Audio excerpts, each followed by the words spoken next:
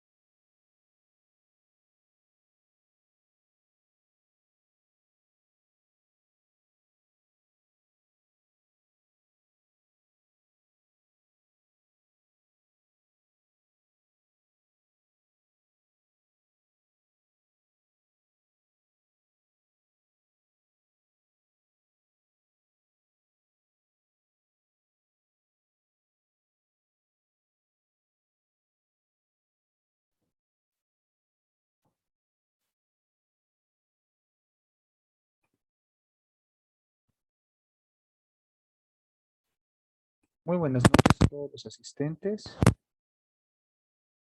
Nuevamente en una sesión del curso de actualización diabetológica para personal de farmacia. El día de hoy vamos a tocar un nuevo tema relacionado a este curso de actualización.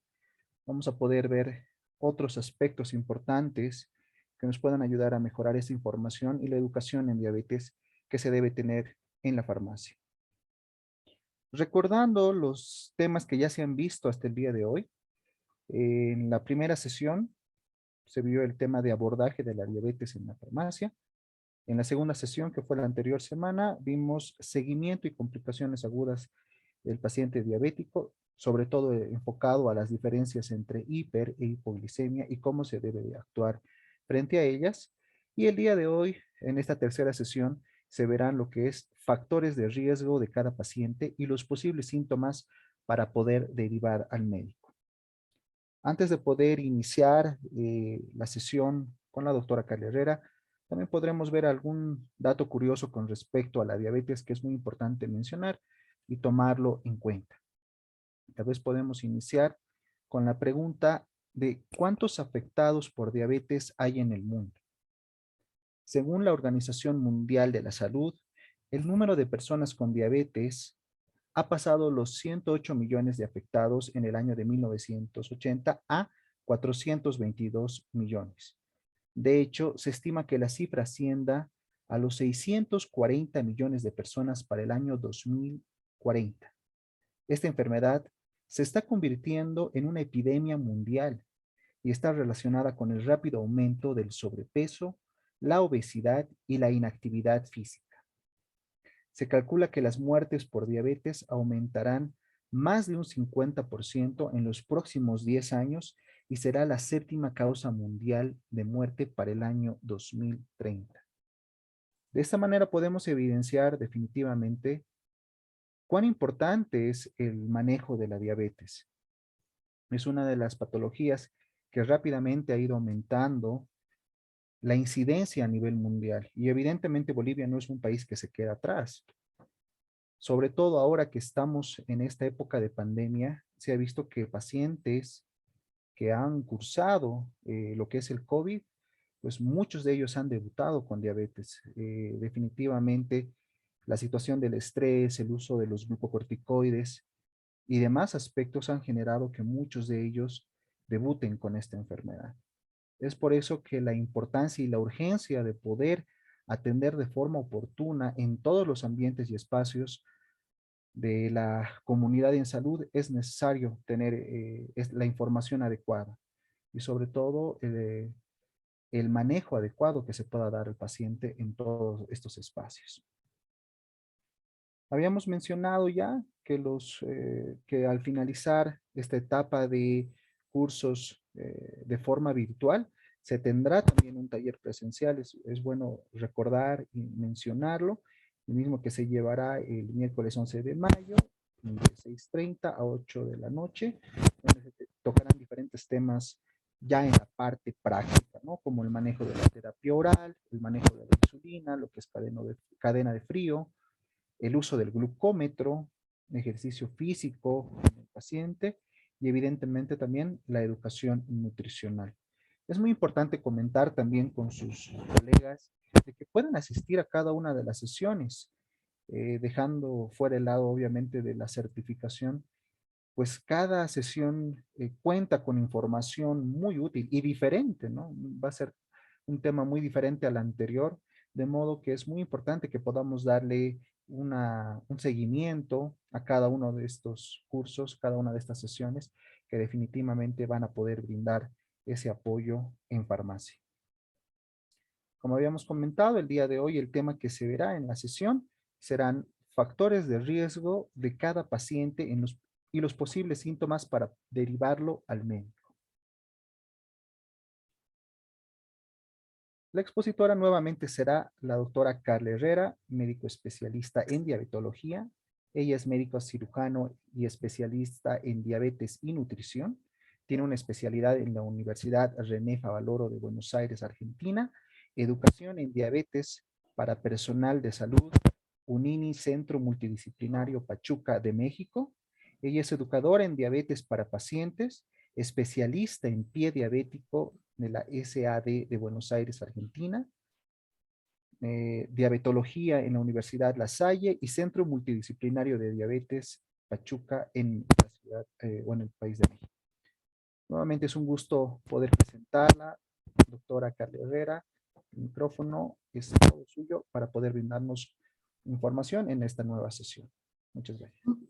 Muchísimas gracias, muy buenas noches. Bueno, perdón por el retraso, pero ya estamos acá para poder comenzar con el curso y con el tema de hoy. Así que voy a compartir pantalla. Por favor, me van a decir si es que podemos ver la presentación.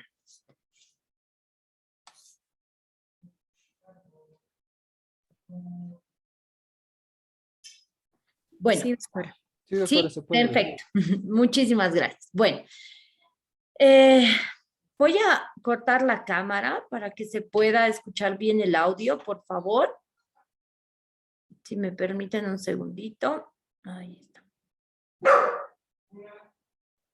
Ahora sí. Bueno, vamos a hablar hoy de los factores de riesgo de cada paciente y los posibles síntomas para poder derivarlo al médico desde nuestra farmacia. Entonces vamos a empezar recordando que la diabetes es una enfermedad crónica no transmisible donde hay una alteración en la secreción o en la utilización de la insulina o ambas cosas. Es un trastorno que puede hacer que se presenten diferentes síntomas dentro de la patología de la diabetes. Y bueno, estaba revisando yo justamente para hoy, para esta clase, un libro que la verdad a mí me encantó mucho, que es de la Sociedad Española de Diabetes, que es el Tratado de Diabetes Mellitus en todo su contexto, ¿no?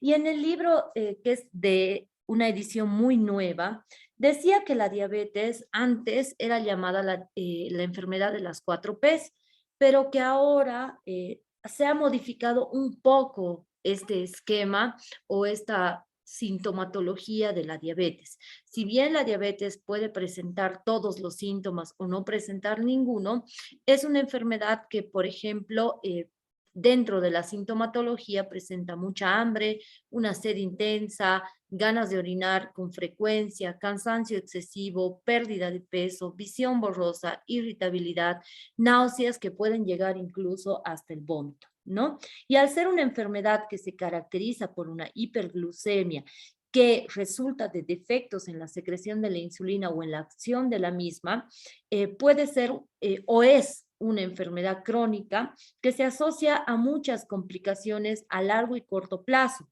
Por ejemplo, complicaciones renales, cardíacas, circulatorias y puede provocar también un fallo en los diferentes órganos. Entonces, nosotros debemos tener muy en cuenta que esta patología o que esta enfermedad que al final se traduce en un cambio en el estilo de vida, en un modo de vida, pues presenta muchos síntomas, ¿no? Entonces, hay factores de riesgo muy importantes para el desarrollo de la diabetes y también hay factores de riesgo que son más importantes en las mujeres que en los varones, en este caso, por los tipos de diabetes que vemos con mayor frecuencia, que es la diabetes gestacional. Entonces, es muy, muy importante que nosotros conozcamos la sintomatología de la diabetes para poder reconocer esta patología.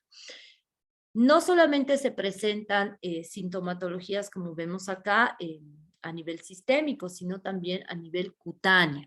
Y las manifestaciones cutáneas asociadas a la diabetes son la dermopatía diabética, la necrobiosis, el granuloma anular, la bula diabética, la piel gruesa diabética, que es una de las manifestaciones cutáneas con mayor frecuencia en los pacientes, la acantosis nigricans, que también es de mayor frecuencia en pacientes que van a presentar algún tipo de resistencia a la insulina y posteriormente a hacer diabetes, ¿no?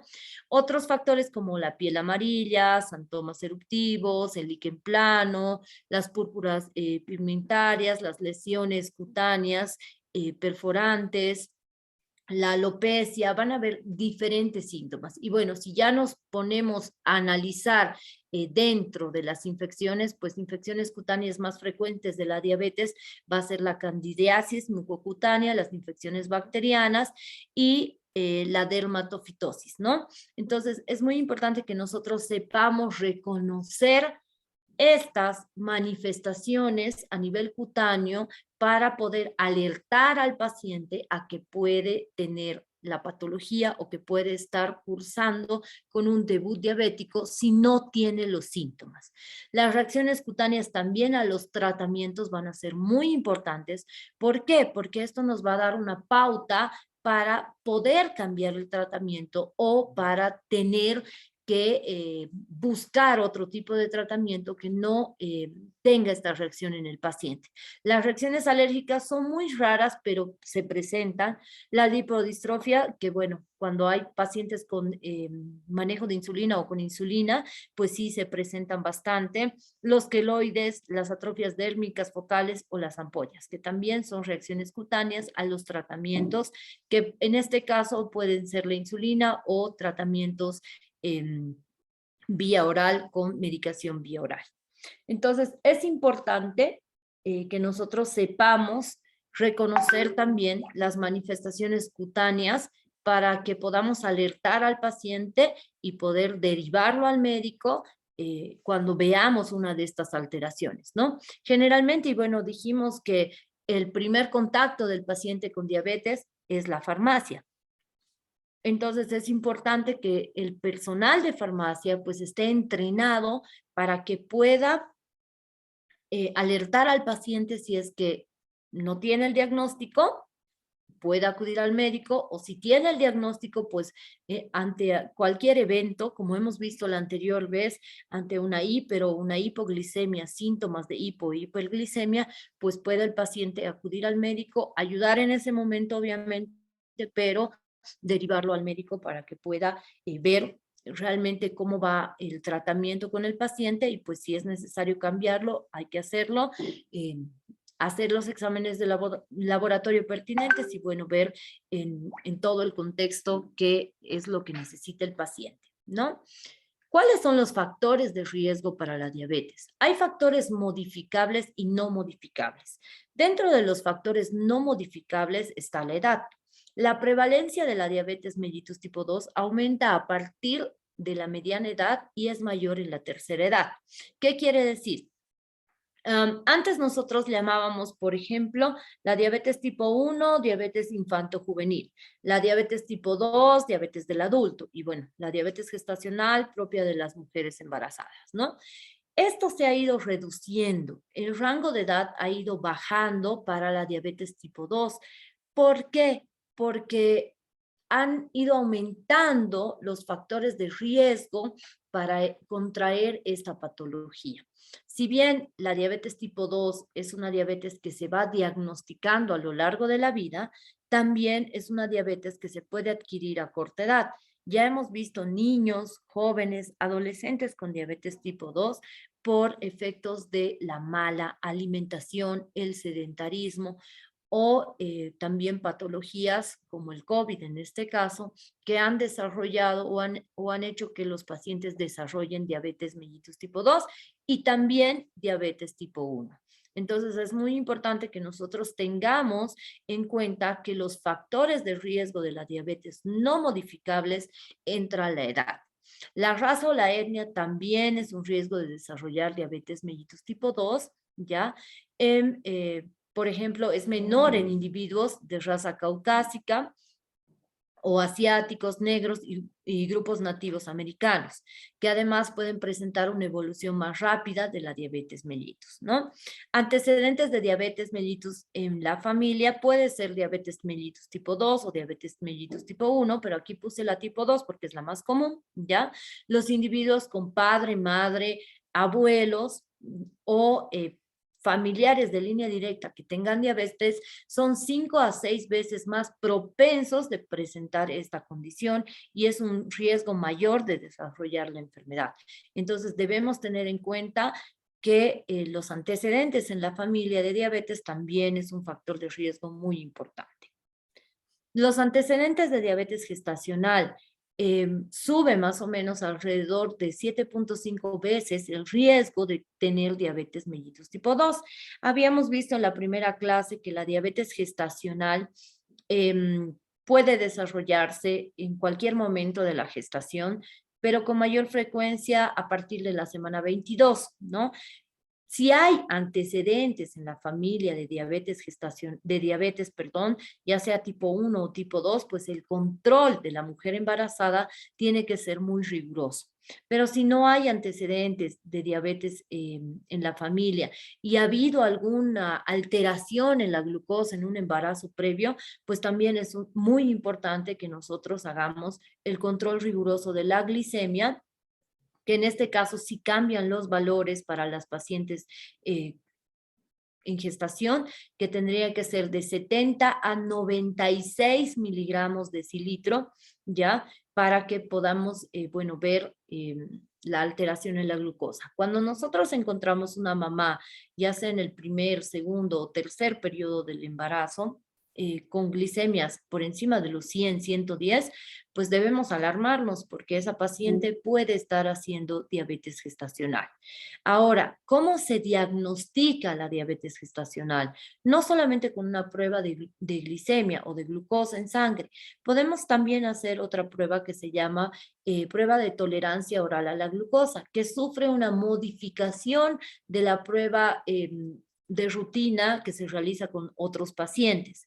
La prueba de tolerancia oral a la glucosa en pacientes embarazadas se realiza con 50 gramos de glucosa anhídrida. En pacientes normales o en pacientes que no están en gestación, se la hace con 75 gramos de glucosa anhídrida. Entonces es importante que ustedes tomen en cuenta este factor, ¿no? Que si hay una mujer embarazada o una paciente embarazada que se acerca a la farmacia y tiene todos los síntomas de la diabetes y pues en ese momento nosotros tomamos una glicemia y es mayor a 96 miligramos de decilitro, pues debemos derivarla al médico para que esta paciente pueda hacer los exámenes correspondientes, ¿ya? Otro factor que no es movible, digamos así, es el síndrome del ovario poliquístico. Este síndrome va asociado a alteraciones en la regulación de la glucosa en diferentes poblaciones. Por ejemplo, en los Estados Unidos, el 40% de las mujeres que tienen ovario poliquístico tienen alterada la regulación de la glucosa más o menos a los 40 años. Y varios metaanálisis han revelado que este riesgo o este síndrome de ovario poliquístico, pues sube el riesgo de diabetes mellitus gestacional y diabetes mellitus tipo 2 a 3 veces, ¿ya? Entonces es muy importante que nosotros también, cuando hablemos con el paciente, pues hagamos una anamnesis en la historia del paciente, que va a la farmacia pues a consultarnos por cualquier sintomatología que tiene, hagamos una anamnesis de ver si hay familiares de línea directa con diabetes, si son mujeres, si han tenido alteraciones en algún momento del embarazo con la glicemia, o si antes del embarazo han tenido ovario poliquístico. Así, bueno, tienen diferentes factores, además de los síntomas, para poder diagnosticar esta patología. Como ya habíamos dicho, es una patología que se puede prevenir. La diabetes es una de las patologías que se puede prevenir. Cuando nosotros estamos en resistencia a la insulina o tenemos síndrome metabólico o estamos con una prediabetes, todavía es una enfermedad que tiene cura. Entonces es muy importante que nosotros podamos aconsejar a los pacientes que deben realizar controles periódicos si es que hay factores de riesgo. Ahora, los factores de riesgo modificables son la obesidad, el sobrepeso o la obesidad abdominal. La obesidad, ¿a qué nos referimos con obesidad? Cuando hay un índice de masa corporal por encima de los 30 kilogramos metro cuadrado, ¿ya? Y esto lo podemos determinar con una regla simple, peso, talla al cuadrado y sacamos el índice de masa corporal. Cuando hay un sobrepeso, estamos hablando de un índice de masa corporal de 25 a 30 kilogramos metro cuadrado. Esto va a aumentar el riesgo en la intolerancia a la glucosa y obviamente va a llevar al paciente a que pueda tener diabetes tipo 2 en cualquier edad. Y estamos hablando ya de que hemos modificado los factores o los conceptos que teníamos nosotros de diabetes tipo 1, tipo 2 y diabetes gestacional, ¿no? Especialmente la diabetes tipo 2, que ya no es la diabetes llamada del adulto. Más del 80% de los casos de diabetes tipo 2 se pueden atribuir a la obesidad o al sobrepeso. Y la reversión también puede disminuir el riesgo y mejorar el control glucémico en los pacientes con diabetes ya establecida. Entonces, es importante que nosotros sepamos o alertemos al paciente a que si el paciente es muy gordito, está en sobrepeso, tiene obesidad, pues es un paciente de muy alto riesgo para tener diabetes. Aquí hacemos un paréntesis porque hay un estudio que se llama estudio de bioimpedancia, que es un estudio de análisis corporal completo, digamos así entre comillas, ¿ya? Que nos puede dar un parámetro realmente el estado metabólico del paciente. Este estudio pues mide masa muscular, mide masa grasa, la relación del líquido intra y extracelular, el riesgo para la salud en un ángulo de fase, ya de tener enfermedades crónicas como la diabetes, sobrepeso, obesidad o enfermedades renales, y nos puede acercar a una nutrición adecuada para el paciente, ¿ya? Es decir, hay pacientes que los vemos gorditos, pero no sabemos si es una obesidad como tal o es una obesidad sarcopénica. Entonces, nosotros con este estudio de bioimpedancia podemos determinar qué tipo de riesgo para la salud o qué tipo de riesgo metabólico está o tiene este paciente y podemos determinar también el tratamiento a seguir con el paciente. Si es una obesidad como tal, el tratamiento es muy diferente a una obesidad sarcopénica. Va a depender mucho de cuánto líquido esté reteniendo el paciente. Este estudio, pues, es como norma y protocolo para los pacientes de diálisis. No se lo tomaba en cuenta en pacientes metabólicos o en pacientes diabéticos, pero con el avance de la ciencia, pues ha ido cobrando fuerza y es un estudio que se necesita en el momento del diagnóstico de la diabetes para ver realmente el estado nutricional y metabólico del paciente. El sedentarismo también es otro factor modificable. Un estilo de vida sedentario reduce el gasto de energía y promueve el aumento de peso. Esto va a elevar el riesgo a tener diabetes tipo 2. Recordemos que la diabetes tipo 1 es una diabetes con la que ya se nace, es una diabetes genéticamente adquirida, ¿no? Y entre las conductas sedentarias que, bueno, tenemos a diario es el ver la televisión mucho tiempo, estamos sentados, desarrollamos obesidad, la actividad física que es de poca intensidad o intensidad moderada, también va a reducir la incidencia de los casos de diabetes tipo 2.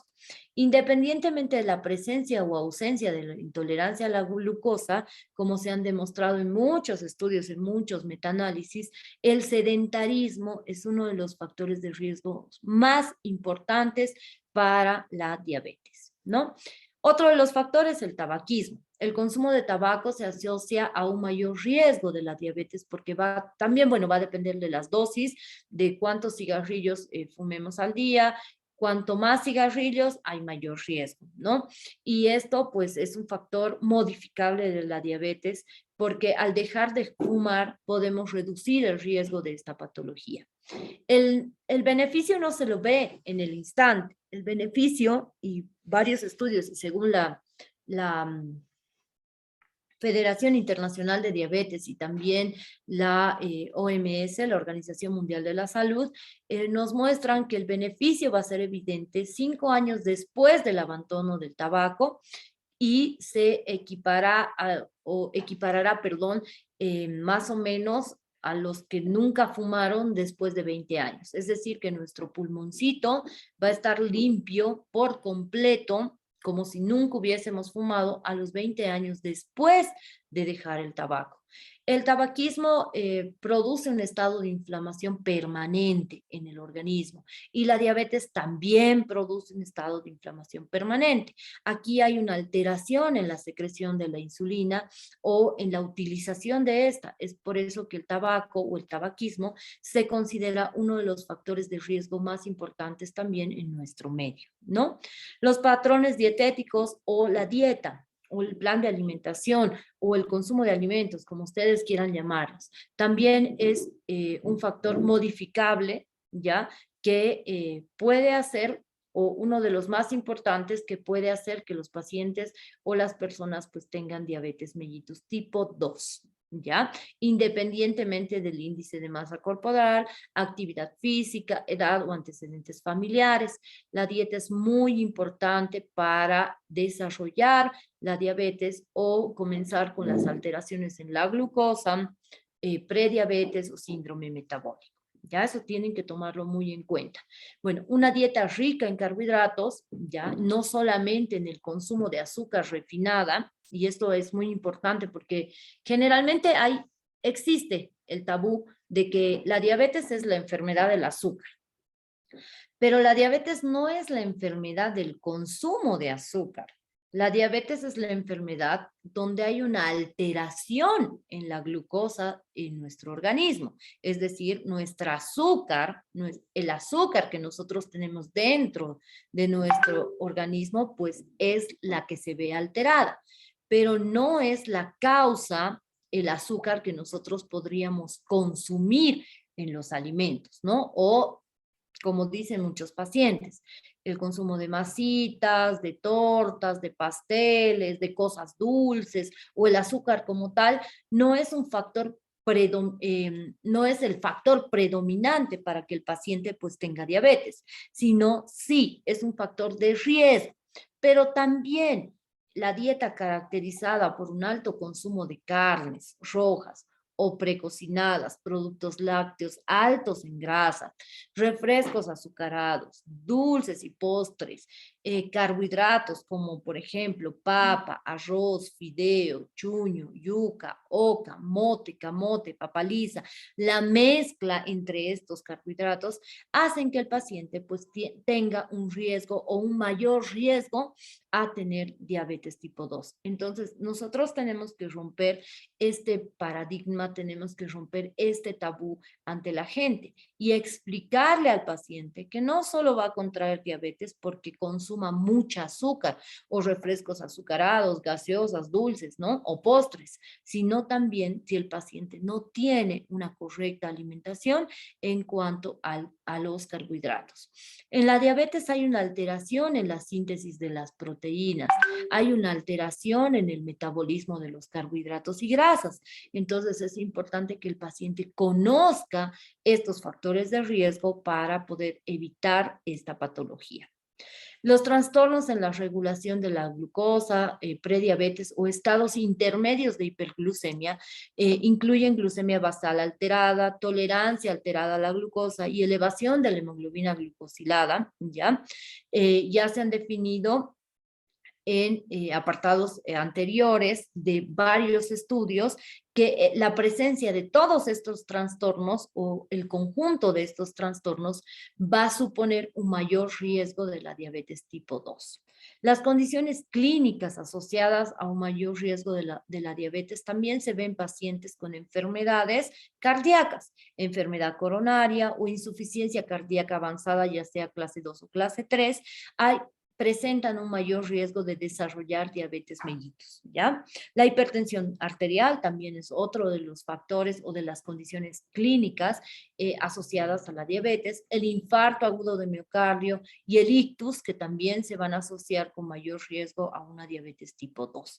Entonces, es muy importante que nosotros, cuando recibamos un paciente y tenga la sintomatología, podamos ir viendo, podamos ir haciendo la anamnesis en el paciente, haciendo el interrogatorio en el paciente, que no nos va a llevar más de 10 minutos. Por ejemplo, qué sé yo, viene un paciente y nos dice, doctora, estoy con sed, tengo mucho sueño, no veo bien, estoy viendo borroso o veo doble, o parece que vería como si tuviera una tela oscura delante de mí, entonces no sé qué puedo tomar. ¿Qué me aconseja usted? Primero, antes de dar la medicación, preguntar, ¿usted tiene antecedentes de diabetes en la familia? Mamá, papá, abuelos, hermanos, tíos con diabetes. ¿Usted tiene alguna enfermedad como presión alta, hipotiroidismo? ¿Ha tenido alguna vez un infarto del corazón? ¿O tiene alguna insuficiencia cardíaca? Para saber si es que este paciente puede ir por este diagnóstico. O alguna vez, no sé, le han dicho que su glicemia está alta, o cuando usted come, siente náuseas cuando come azúcar o algún alimento dulce. Entonces, nosotros podemos ir indagando en el paciente, preguntando, haciendo la anamnesis. ¿Para qué? Para llegar al momento en el que podemos recomendar una medicación que hemos dicho que no es lo correcto, pero muchas veces el paciente ante la urgencia tiene que tomarla y el farmacéutico o el personal de salud en la farmacia tiene que tomar la decisión de darle alguna medicación al paciente, pero obviamente siempre con la recomendación de que el paciente pues tiene que ir al médico, debe acudir al médico. Entonces es muy importante que nosotros vayamos haciendo esta anamnesis, vayamos haciendo este interrogatorio, este screening, si ustedes lo quieren así, o el cribado, para poder diagnosticar la enfermedad o alertar al paciente por lo menos de que puede estar desarrollando diabetes mellitus, ¿no? Es diferente en pacientes con diabetes tipo 1 porque el diagnóstico o el debut es brusco, ¿ya? En diabetes tipo 1. Y bueno, en diabetes gestacional, al igual que en la diabetes tipo 2, también existe sintomatología. En cuanto a la diabetes inducida por los fármacos, ¿ya? Por ejemplo, los antipsicóticos también se van a asociar a un mayor riesgo de la diabetes tipo 2. Los fármacos del área vascular, la combinación de los betabloqueantes y los diuréticos tiazídicos también van a tener un impacto importante en el organismo y en el metabolismo para desarrollar la diabetes tipo 2. Otros fármacos como los glucocorticoides, los anticonceptivos orales, los antirretrovirales también van a tener una importancia en la diabetes, ¿ya? Hormonas agonistas de la gonadotropina también. Es decir, el paciente no solamente cuando va a la farmacia es una receta, medicamentos y se terminó ahí. No, el paciente acude primero a la farmacia porque le duele algo, le molesta algo o necesita saber algo de los medicamentos que él está tomando. Por ejemplo, la diabetes se asocia mucho a enfermedades como el cáncer. ¿Por qué? Porque nosotros utilizamos diferentes glucocorticoides o utilizamos ciclosporinas o utilizamos beta bloqueantes, diuréticos, los mismos medicamentos para el tratamiento de la quimioterapia son medicamentos que pueden alterar la producción y la utilización de la insulina. Entonces es importante que nosotros también podamos educar al paciente en ese sentido. Como les decía y les repetía varias veces, el COVID ha sido una de las patologías que ha desencadenado y desarrollado diabetes mellitus tipo 2 y también diabetes mellitus tipo 1 en este tiempo. Pacientes que han debutado con diabetes mellitus tipo 2, se han visto algunas que han sido transitorias, pero han pasado en un tiempo más o menos de un año, que ya no tienen una hiperglicemia sostenida y que se ha podido ir bajando la medicación. Pero no es el caso en los pacientes con diabetes tipo 1, ¿no?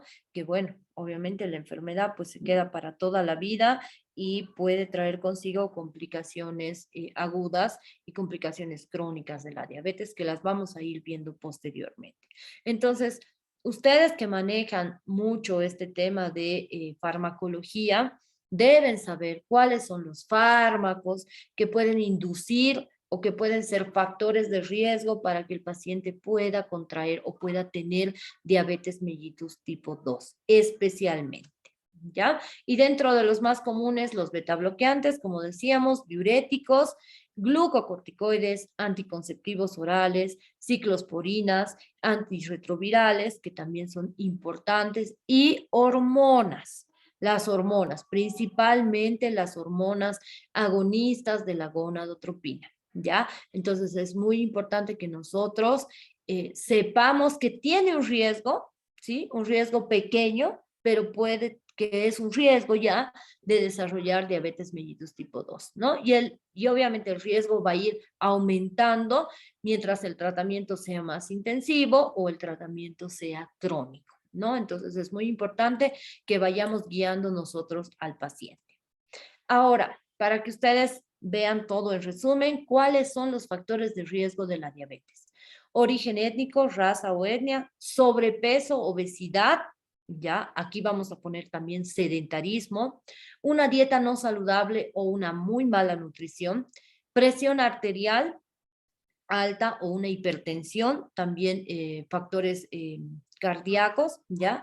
Edad avanzada, que también se considera un riesgo. El sexo también es un riesgo. Las mujeres tienen mayor probabilidad de hacer diabetes que los varones, ¿ya?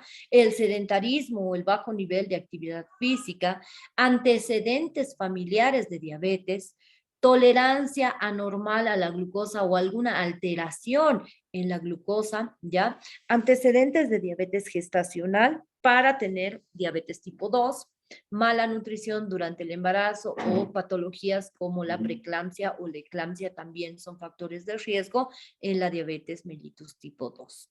¿Ya? Esta laminita es de la Organización Mundial de la Salud para que ustedes vean, es una actualizada ya. En este momento hay 422 millones de adultos con diabetes en general, ¿no? De esto corresponde a 1 de cada 11 personas a nivel mundial que puede tener o que tiene ya la diabetes. 1.5 millones de muertes están provocadas por la diabetes. Los principales tipos de diabetes son diabetes mellitus tipo 1, donde el cuerpo no produce insulina, es una enfermedad genéticamente adquirida, autoinmune.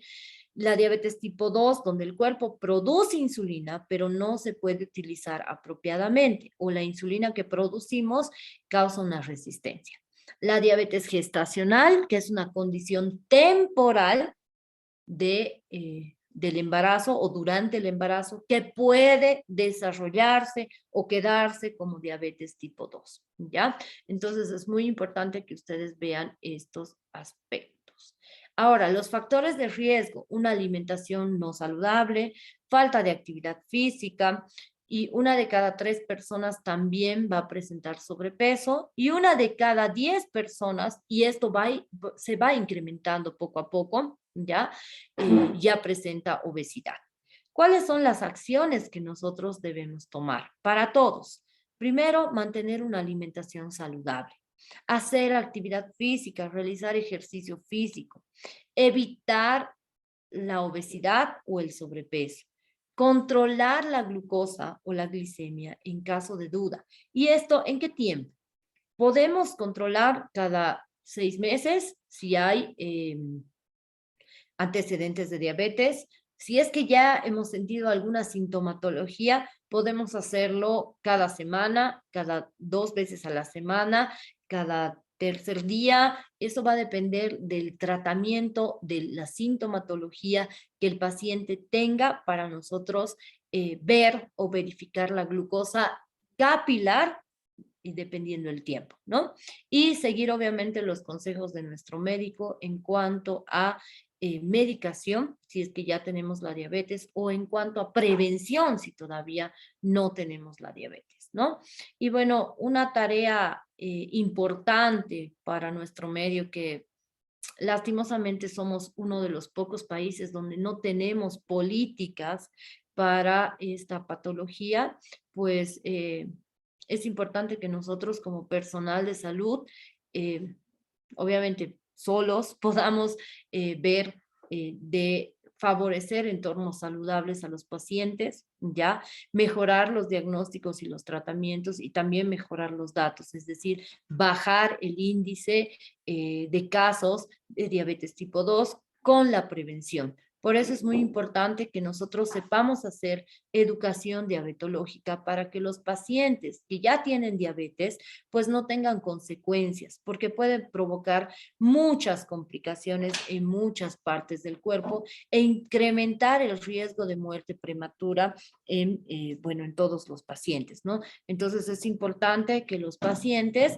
pues reciban educación diabetológica para evitar los accidentes cerebrovasculares, la ceguera, porque la diabetes es una de la segunda causa de ceguera en el mundo, Las patologías cardíacas, porque también es la segunda causa de manifestaciones cardíacas, la insuficiencia renal para evitar que un paciente pues llegue hasta la diálisis y obviamente las amputaciones, que es lo que más trastorna o es lo que más altera la psiquis del paciente. Entonces es muy importante que nosotros como personal de salud, si bien no podemos hacer lo que debería hacer un gobierno, pero podemos dar nuestro apoyo y nuestra parte, mejorando el diagnóstico y el tratamiento para mejorar los datos de la diabetes y poder brindar espacios a los pacientes como los clubes de diabetes, donde ellos puedan aprender y tengan todas las herramientas para manejar su patología,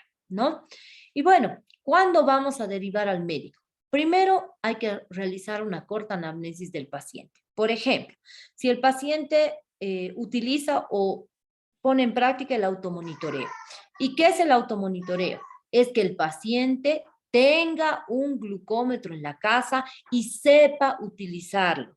Ver si las tiras reactivas tienen fecha de vencimiento, enseñarle cómo usar el glucómetro, enseñarle cómo pincharse, enseñarle en qué momentos vamos a tomar la glicemia.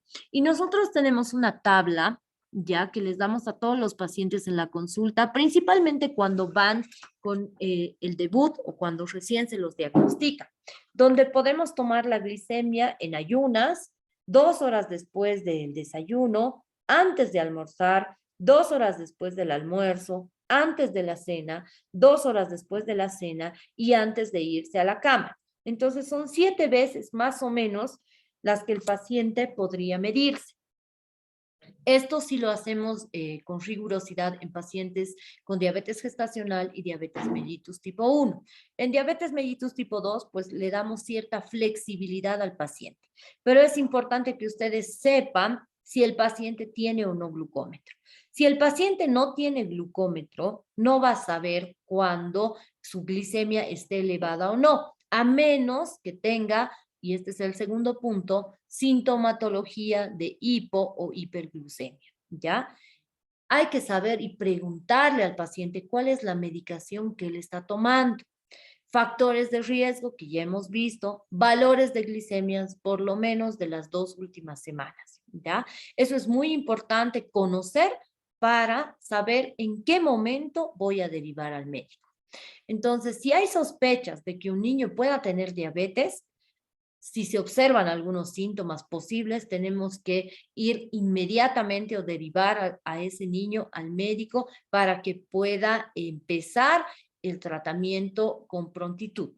Si ya hay un diagnóstico, si ya se ha diagnosticado al paciente con diabetes, después de recibir el diagnóstico, el paciente tiene que hacer un seguimiento estricto con el médico hasta que sus niveles de glucosa en sangre se estabilicen. Esto sí es muy importante porque muchos de los pacientes dejan los tratamientos a medias. ¿Por qué? Hay realmente de todo, ¿no? Por ejemplo, hoy tenía un caso de una paciente que ha hecho diabetes hace un año, tomó la metformina, se le recetó la metformina de 850, ella estaba asegurada, pero dejó de tomarla y se sintió mal y acudió a una farmacia y en la farmacia le dijeron que la metformina no le iba a ayudar con la patología que ella tenía, que era la diabetes. Entonces le combinaron la metformina con una glibenclamida. Y esta paciente no tenía glucómetro, llegó hoy con una complicación por un coma hipoglicémico, con una glicemia de 32 miligramos de decilitro, porque en la farmacia le indicaron que debía tomar el medicamento 3 veces al día. Entonces, es muy importante que nosotros seamos responsables con lo que vamos a darle al paciente o referirle al paciente. Si estamos dando una medicación de inicio, ya sea metformina, ya sea glibenclamida, ya sea insulina, en algún caso, debemos repetirle o recalcarle o reiterarle al paciente el modo de uso del medicamento que le estamos dando, porque le estamos dando al paciente un arma poderosa para que él pueda hacer una complicación inmediata de la diabetes, que es una hipoglicemia. Entonces, por ahí el paciente no nos entiende, no nos escucha, vamos a provocar un coma hipoglicémico y sí va a ser una complicación muy grave para el paciente y bueno, todo el entorno familiar, ¿no? Cuando derivamos también al médico, si el paciente tiene una hiperglicemia asintomática con valores de glucosa en ayunas por encima de 150 miligramos de cilitro en 2 oportunidades, ese paciente debe realizar la consulta de inmediato. Si el paciente tiene una hiperglicemia asintomática con valores de glucosa postprandial por encima de 200 miligramos de cilitro en 2 oportunidades, también debe ir al médico. Si un paciente presenta síntomas de hipoglucemia, tiene que hacer la consulta de emergencia. Si un paciente presenta síntomas de hipoglucemia, también debe hacer la consulta de emergencia. Entonces, es muy importante que ustedes vean. Vamos a repasar un poquito cuáles son los síntomas de la hiperglicemia. La hiperglicemia tiene un comienzo lento y progresivo. La piel es seca y caliente. Hay mucha sed, la boca está muy seca, las mucosas están secas. Debilidad y somnolencia excesiva. Gran cantidad de orina, es decir, que el paciente va con mucha frecuencia a orinar. Gran cantidad de azúcar y cetonas en sangre y en orina. Y esto nosotros podemos verlo en la casa. Cuando hay mucha azúcar en orina, el paciente viene y refiere que tiene alguna sequedad en la parte íntima o en el aparato genital, cuando orina hay mucha espuma, cuando orina hay mucho sedimento o tiene como cristales blancos, entonces es un síntoma de hiperglicemia. El aliento con olor a frutas, la falta de apetito, la visión borrosa, las náuseas que pueden llegar al vómito también son síntomas de hiperglicemia. Y una subida brusca de azúcar con valores por encima de los 350 miligramos de cilitro con cetonas en sangre y orina, pues pueden complicarse con un coma cetoacidótico. ¿Ya? Los síntomas de la bajada o brusca de azúcar o la hipoglucemia.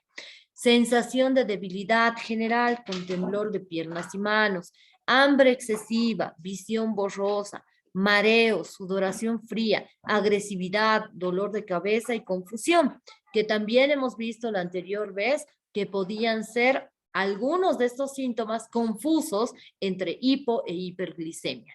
Cuando el paciente presente cualquiera de estas sintomatología, es momento de derivarlo al médico. Hemos hablado también de cuál es la medicación primaria que podemos dar a un paciente. Una metformina de 500 o 750 o 800 miligramos de cilitro por una vez al día no va a causar que el paciente haga una hipoglicemia. Entonces, podemos dar al paciente esa opción hasta que este paciente pues, pueda ir al médico. Muy bien, eso es todo. Espero que esta sesión les haya gustado, haya sido útil para ustedes y pues estoy atenta a sus preguntas. Muchas Muchas gracias, gracias. doctor. Adelante, Mauricio. Muchas gracias, doctora, por la información brindada. Mientras los asistentes pueden ir anotando en el apartado del chat o de preguntas y respuestas, las preguntas o consultas que tengan con respecto al tema que vimos en la sesión de hoy, les pedimos que por favor puedan entrar también al chat. Ahí Wendy ha dejado el link de asistencia donde también van a poder encontrar una consulta con respecto al taller presencial que vamos a dar para el próximo mes, donde necesitamos tener la información de cuántas personas van a asistir con el tema del aforo. Entonces, les pedimos y les recordamos que puedan, por favor, llenar el tema de la asistencia y responder la pregunta del sondeo. Ya van a ir ingresando las preguntas. Por favor, aprovechemos estos espacios, estos minutos, para colocar todas las dudas que tengamos con respecto a estos temas que definitivamente son muy importantes y sobre todo los que se han visto el día de hoy, donde hemos podido repasar un poco de lo que se ha visto la anterior sesión con respecto a lo que es la hipo, la hiperglicemia y evidentemente ahora también los factores de riesgo que definitivamente pueden ser esa alerta, esa luz roja, ¿no? De poder indicar que el paciente puede estar iniciando un debut diabético. Entonces, la información que se brinda definitivamente nos puede ayudar en esos días decisivos para que el paciente pueda tener la atención oportuna de su tratamiento. Creo que ya han Así es. empezado a entrar las preguntas, ¿verdad, Wendy? Sí, a ver, ahora vamos a corroborar. Sí, sí, sí, está entrando. Tenemos una pregunta. Doctorita, antes de continuar con el tema de las preguntas para que sigan escribiendo, también voy a dejar el enlace para que se unan al grupo de WhatsApp Ah, excelente, me que parece hemos muy bien. creado. Ya, algunos ya les incluí. Y si no están incluidos, voy a pasar el enlace para que puedan unirse. ¿Ya? Ok, Mientras tenemos más preguntas, por favor. claro que sí. Muy bien. La primera pregunta que ha entrado, ahí podemos leerla, dice, ¿la metformina antes o después de las comidas? Eso va a depender de cada paciente. Por ejemplo, la metformina tiene bastantes efectos gastrointestinales. En muchos pacientes puede tener pues todos los efectos o las contraindicaciones o los efectos adversos, perdón, y en otros pues absolutamente nada, ¿no? Pero preferimos iniciar la metformina en pacientes después de las comidas, inmediatamente después o media hora después de la comida. ¿Para qué? Para que el medicamento, porque más o menos tiene un tiempo de acción de 2 horas, ¿ya? Para que empiece a tener o a activarse el metabolismo, entonces, el metabolito, perdón. Entonces necesitamos más o menos ese tiempo que va junto con la digestión para que pueda activarse el metabolismo y pueda también ser efectiva, ¿no? Después de las comidas. Pero hay otros pacientes que la toleran antes de la comida y eso no está mal. Podemos también darla antes de la comida. En realidad, el tratamiento en cuanto al horario de los medicamentos es muy importante la tolerancia que va a tener el paciente ante la medicación que nosotros le podamos dar.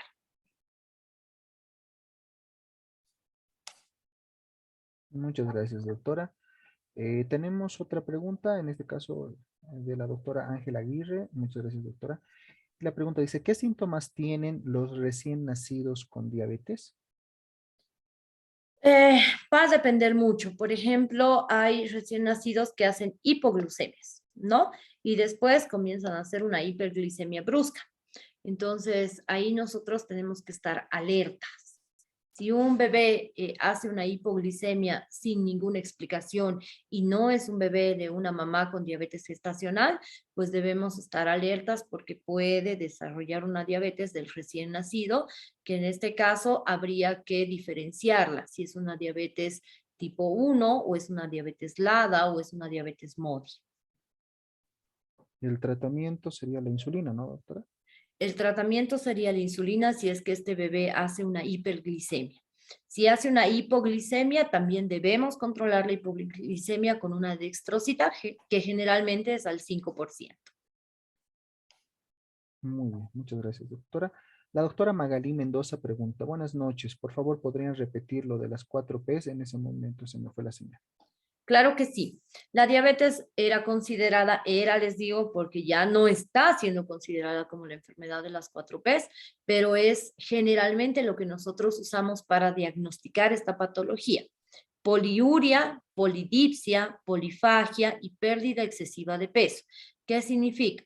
Orinar con mucha frecuencia, mucha sed o sed excesiva, mucha hambre y a pesar de todo esto, perder peso en un corto tiempo. Muchas gracias, doctora. Tenemos otra pregunta. Dice, buenas noches, doctora. Si está a los niveles normales en la glicemia, ¿por qué se puede presentar la acantosis nigricans? La acantosis nigricans es uno de los síntomas más evidentes de alteraciones en la secreción de la insulina. Es decir, que un paciente cuando ya presenta acantosis nigricans, aunque la glicemia esté nivelada o la glicemia esté normal de 70 a 100 miligramos de decilitro y la hemoglobina glicosilada también está normal, hay una resistencia evidente a la insulina. Es por eso que se presenta este síntoma de la acantosis nigricans. Gracias, doctora. Ahora también hay otra pregunta. Buenas noches. Si el paciente sufre de una crisis nerviosa, aumenta su nivel de azúcar, ¿y qué hacer en ese momento? Bueno, en realidad, cuando los pacientes están sometidos a estrés, va a haber una alteración en la secreción de muchas hormonas y una de estas se va a ver afectada también la secreción de insulina. Cuando hay una alteración en la secreción de la insulina, quiere decir que la insulina no es de buena calidad para poder ser utilizada. Para que me entiendan, la insulina se la compara con una llave, ¿ya? Es la llave que abre la puerta de la célula para que el azúcar que está circulando en nuestra sangre pueda entrar y pueda ser utilizada. Cuando hay una alteración en la secreción o en la formación de esta llavecita, ya no va a abrir la puerta de la célula y todo el azúcar se va a quedar circulando en nuestra sangre y esto va a provocar la hiperglicemia. Ahora, ¿qué podemos hacer en un caso de hiperglicemia transitoria por alguna crisis nerviosa, por alguna alteración, qué sé yo, un susto, un mal rato o un estrés extremo? Podemos darle al paciente agua, mucho líquido para que pueda bajar esta glucosa. Y un secreto, como les decía la anterior vez, es preparar agua con limón, que esto nos ayuda a que nuestro medio se normalice y no sea tan ácido y no provoquemos una acidosis metabólica o una cetoacidosis diabética. Qué importante recomendación, ¿no, doctora? A tomar en cuenta. Hay otra pregunta también, es la siguiente. En pacientes que presentan hipotiroidismo, ya estamos saliendo un poquito del tema, ¿qué recomendación le podemos dar? Dice. Otra pregunta es que una vez escuché a otra paciente que abandonó el tratamiento que le dio el médico porque sentía que le hacía ver borroso, es decir, le generaba visión borrosa al tomar la medicación y era la metformina. Ya, ¿Se podría dar? a ver, los pacientes con hipotiroidismo son pacientes que van a tener o son un factor de riesgo para desarrollar diabetes mellitus tipo 2, ¿ya? Los pacientes con hipotiroidismo pues toman una medicación que se llama levotiroxina, que es una hormona que va a regular la secreción de la TSH, la T3, la T4 y la T4 libre, que son las hormonas tiroideas, ¿ya? Cuando hay una alteración de la TSH, también hay una alteración en la producción de insulina. Entonces son pacientes que pueden desarrollar diabetes muy fácilmente, ¿no? Ahora, cuando hay una hiperglicemia sostenida y los pacientes pues tienen borrosa la vista o no hay, digamos, una alteración en la vista y estamos dando medicación, como en este caso me preguntan la metformina, lo que nosotros estamos haciendo es nivelar la glucosa a valores normales, de 70 a 100 miligramos de decilitro con un máximo de 110. Cuando esto sucede, es como que el cuerpo tiene que desintoxicarse por todo el azúcar excedente que tenía. Y uno de esos órganos que son los más lábiles, que son las células oculares y las células del nervio óptico, pues se ven alteradas porque al compensar nosotros esa hiperglicemia sostenida, también estábamos alterando la visión. Si nosotros vamos nivelando la visión, puede ser que el paciente tenga una visión borrosa porque ya su cuerpo tiene que volver a acostumbrarse a actuar con niveles de glucosa normales. Entonces es importante que nosotros recomendemos al paciente que no debe dejar la medicación. En este caso es uno de los factores para derivar de inmediato al paciente al médico para que pueda cambiar o pueda reformular el tratamiento que el paciente está llevando para la glicemia. Muchas gracias, doctora. Tenemos otra pregunta. Buenas noches, disculpe, ¿puede repetir los horarios de la metformina?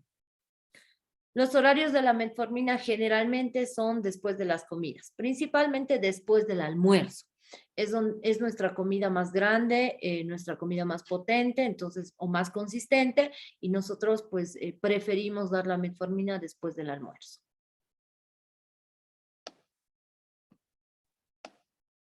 Gracias, doctora. Otra consulta dice, buenas noches, doctora. ¿Qué pasa si no se controla o no se baja los niveles de azúcar de 130, por ejemplo? Pues ahí tenemos complicaciones crónicas de la diabetes, que son la nefropatía, la neuropatía diabética, el pie diabético, la retinopatía diabética y todas las complicaciones que puede conllevar esta patología. Bueno, hay otra pregunta también. En el caso de la hipoglicemia con un valor de 53 miligramos de cilitro, a causa de un exceso de insulina, ¿qué carbohidrato es recomendable para subir azúcar en sangre? Bueno, lo que habíamos dicho la anterior vez, ¿no? Jamás gaseosas ni azúcar como tal, azúcar blanca, ¿no? Preferiblemente una cucharilla de miel. Si no tienen miel, podemos consumir un poco de gelatina o las gomitas de gelatina que comen los niños, que vienen esas de formitas, de ositos, de piecitos, esas gomitas, unas 3 para que el azúcar vaya subiendo de a poco. El azúcar agregada como tal, ya sea blanca o morena, y las gaseosas, pasa muy rápido la barrera de la sangre y esto hace que se produzca una hiperglicemia, ¿no? Un efecto contrario de la hipoglicemia.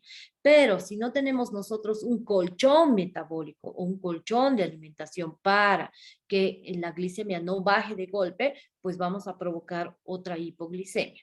Entonces es importante que nosotros, por ejemplo, le demos al paciente una cucharilla de miel o le hagamos comer gelatina o esas gomitas de gelatina y después de unos 15 minutos volver a medir la glicemia y continuar con otro carbohidrato que puede ser, por ejemplo, pan o papas fritas en este caso que contienen sodio y que van a ayudar al intercambio y van a hacer que la glicemia pues no baje demasiado pero tampoco suba en exceso, ¿no?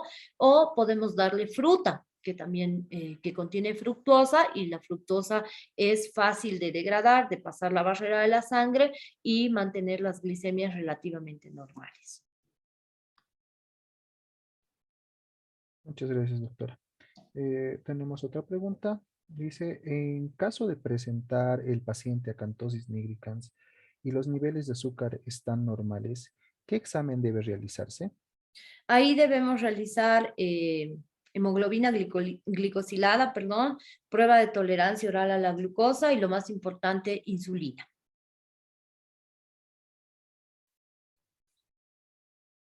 Otra consulta. Gracias.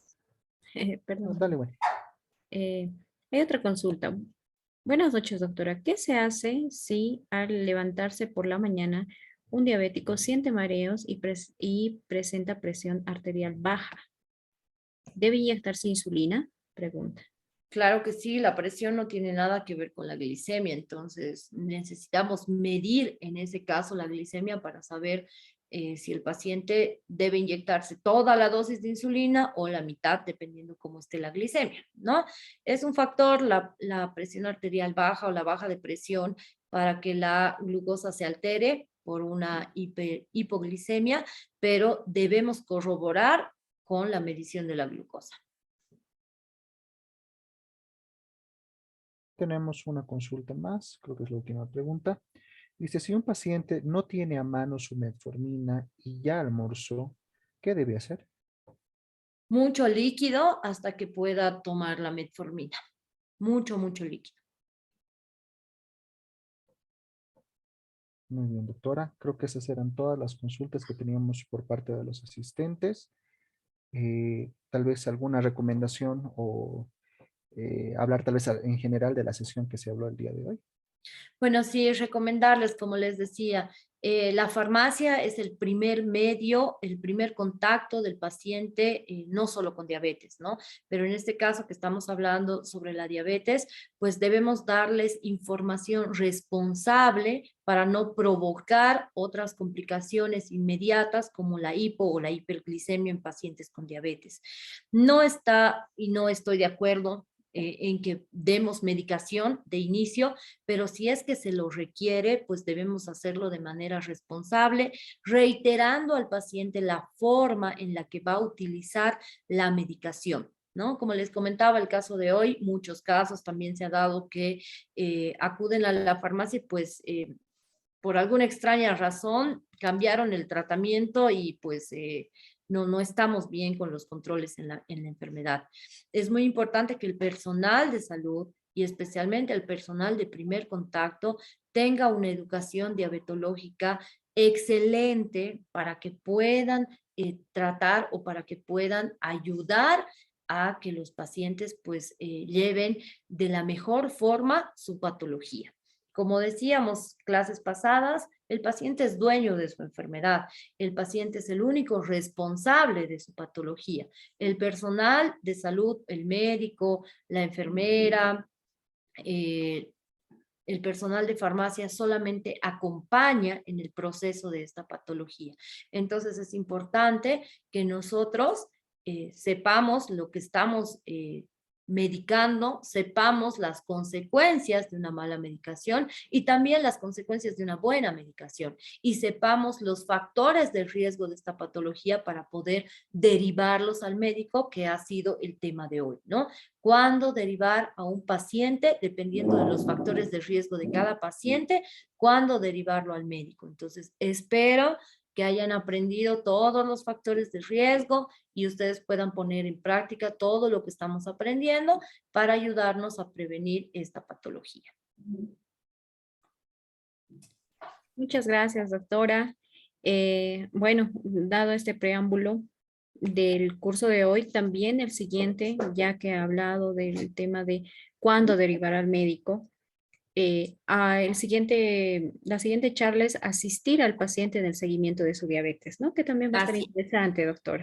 Sí, sí, es muy importante para que vean, la diabetes es una enfermedad multidisciplinaria, es una enfermedad bastante amplia, entonces no nos podemos limitar a decir que hay 3 tipos de diabetes, que tenemos medicación bioral o insulina para tratarla y ahí se terminó todo, ¿no? Es una enfermedad que conlleva mucha educación. Si nosotros no le brindamos al paciente educación, pues nunca vamos a poder bajar las cifras de la diabetes en nuestro país. Exactamente, es así, doctora. Sí, una aclaración, chicos. Veo aquí en la diapositiva un número de teléfono. Está mal el número, lo voy a dar. Es el Por favor, doctora. 701-69765, pero los que están en el grupo de WhatsApp, pues ahí van a poder ver mi número y cualquier consulta que ustedes necesiten o quieran hacer, pues estoy dispuesta a contestar. A veces lo hago muy tarde por la noche porque realmente termino muy tarde de trabajar, pero igual voy a contestar sus preguntas. Está bien, doctora. De nuevo voy a poner el enlace del grupo de chat y también ahora puse el enlace de asistencia para que puedan completar su asistencia. Solamente tengo 79 asistentes. Los que les faltaría completar la asistencia, por favor, les ruego fijarse en la cajita de chat y ahí está el enlace de asistencia. ¿Ya? Muchas gracias, doctora. Wendy, para que no quede al aire, mira, tengo aquí, estoy revisando, hay 3 preguntas, ¿ya? Por ejemplo, si una dice, ¿en qué caso se suspende el uso de metformina y qué riesgos puede tener? La metformina se suspende cuando el paciente ha presentado una hipoglicemia, ¿ya? El riesgo es que pueda obviamente presentar otra vez hipoglicemia. Hay otra que dice de qué depende el tratamiento combinado de glibenclamida y metformina. Va a depender de los valores de glicemia, de hemoglobina glicosilada, del metabolismo del paciente y esto solamente se lo puede dar un médico que esté especializado en diabetes. ¿Ya? Y por favor, el número puedes repetir, 701-69765. Creo que es todo. Exactamente, doctora. Muchas gracias. Y ahí tenemos el número corregido por si Ay, alguno muchas de los gracias. asistentes quiere hacer alguna consulta de forma privada con la doctora. Ahí también tenemos el dato para que lo puedan hacer. Muchas gracias. Doctora, muchas gracias. Y vamos a seguir un poco. Eh, hay otra pregunta más que está entrando. Claro que sí. Usted dijo que se debe medir varias veces en el tipo 1 y en el tipo 2. No escuché, dice. Ah, ya. Bueno, en realidad los pacientes con diabetes tipo 1 son pacientes que se miden la glucosa por lo menos 7 veces al día. Y los pacientes con diabetes tipo 2 va a depender del tratamiento, va a depender de las glicemias, de si estamos en un inicio de tratamiento, si es un debut o si ya es una enfermedad que, bueno, viene llevándose durante muchos años, va a depender mucho de cuánto de glicemia tenga y los niveles, ¿no? Pacientes con diabetes tipo 2 pueden hacer el control 2 a 3 veces por semana, como de forma diaria. Eso va a depender del tratamiento y de la monitorización que pueda llevar el paciente con el médico.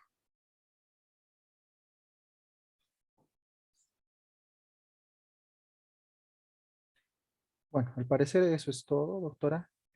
Agradecerle nuevamente por el tiempo brindado, por toda la información tan útil que sesión a sesión nos da. Y bueno, pedirles a los asistentes que por favor sigamos dándole el seguimiento a estas sesiones que son tan valiosas para el conocimiento y la educación que se pueda tener en diabetes en farmacia. Entonces los esperamos la próxima semana para la siguiente sesión con un tema que seguramente será igual de interesante. Muchas gracias, doctora. Muchísimas gracias a ustedes, chicos. Muchísimas gracias por esta oportunidad de poder informarnos, de poder aprender día a día. No crean que yo sé todo, ¿no? Estoy comenzando a estudiar. Realmente a mí la diabetes me apasiona y bueno, voy a compartir con ustedes un libro en estas clases. Voy a compartir fragmentos de un libro que realmente es, pues, creo que la Biblia de la diabetes, escrito por una sociedad donde los tratamientos y pues la información sobre diabetes está sustentada bajo estudios, así que van a tener el privilegio en esta oportunidad pues de compartir conmigo y estudiar conmigo un poquito el libro de la Sociedad Española de Diabetes, que está bastante bueno, así que vamos a ir dándoles temas interesantes también del libro para que ustedes puedan actualizarse. Así será, doctora. Muchísimas gracias nuevamente. Y bueno, la invitación para la siguiente semana está ahí, todos los asistentes pueden acompañarnos. Muchas gracias, Muchas doctora. gracias. Tenga Gracias, buenas noches. Lina. Buenas noches, Gracias, doctora. Un Becky. gusto Gracias, verla siempre. Sergio. Gracias Gracias, por todo. Gustavito. Muchas gracias por todo. Y bueno, nos vemos el siguiente miércoles. Muchas Así es. gracias. Adiós. Gracias, doctora. Listo. Gracias. Hasta luego, doctora.